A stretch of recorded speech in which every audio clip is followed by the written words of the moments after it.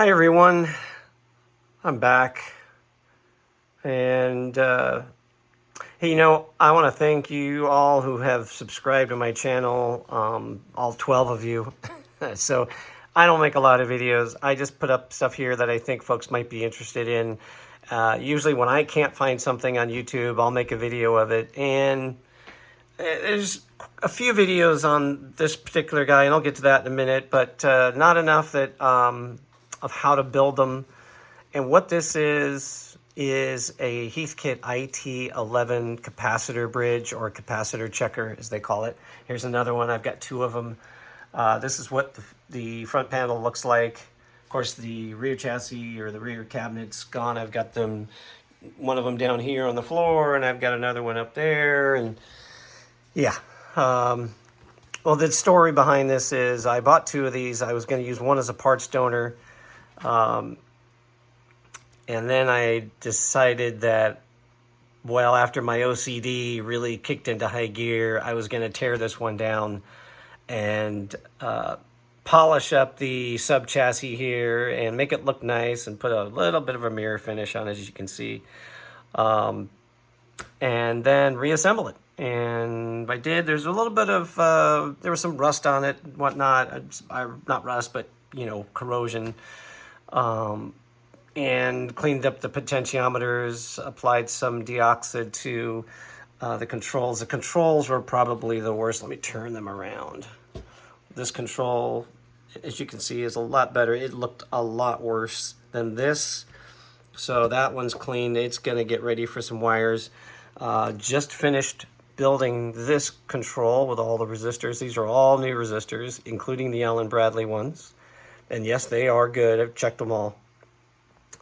And cleaned it up, applied some deoxide gold to the contacts, and lubed the ball bearing movements and whatnot.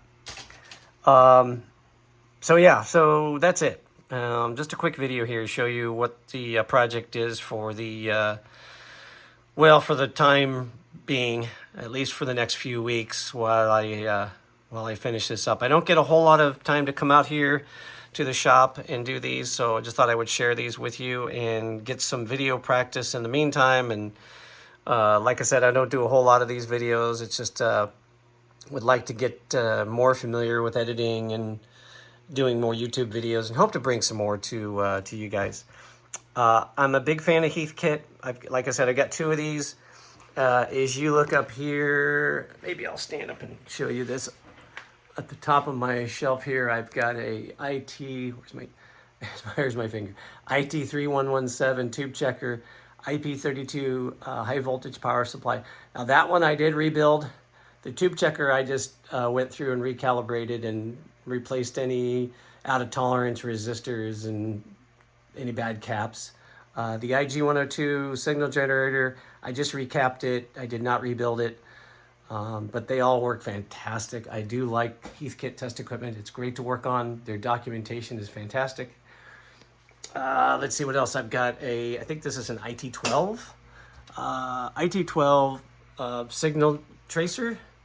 And I've got a IM5218 VTVM that someone gave to me.